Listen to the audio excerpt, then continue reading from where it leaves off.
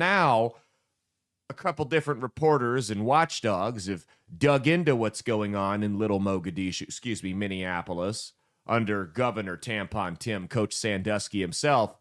And they found that this whole fraud and money laundering scandal was a little bit more sinister than just common welfare fraud. We hear about welfare fraud all the time, and that doesn't mean it's okay.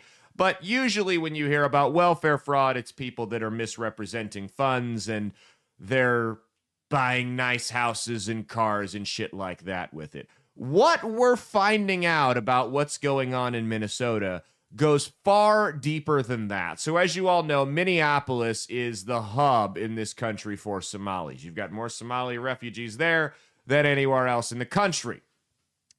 And what was going on over there was you had Somalian refugees begun opening up autism clinics. Now, the reason they were opening, if you ask them, the reason they were opening these autism clinics up, or treatment centers as they called them, was because they felt that the doctors at the traditional hospitals in Minneapolis didn't know how to properly treat someone in Somalia, or someone from Somalia, who suffered from it. They were claiming there was a big cultural divide, which, okay, maybe.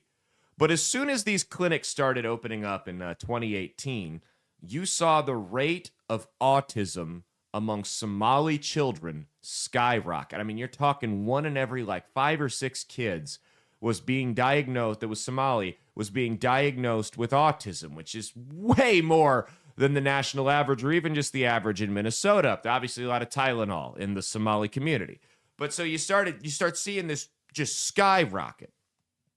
And the amount of money being spent on autism from the state of Minnesota, from Medicaid and Medicare, was about $5 million a year in 2018. By 2023, that had skyrocketed to over $300 million, and it never raised a red flag with anybody in the great state of Minnesota. Nobody thought that was a little suspicious. Tampon Tim certainly didn't. So, what it turns out, if you believe these watchdog groups, and they've done a lot of research connecting the dots on this, they were opening up fake autism clinics.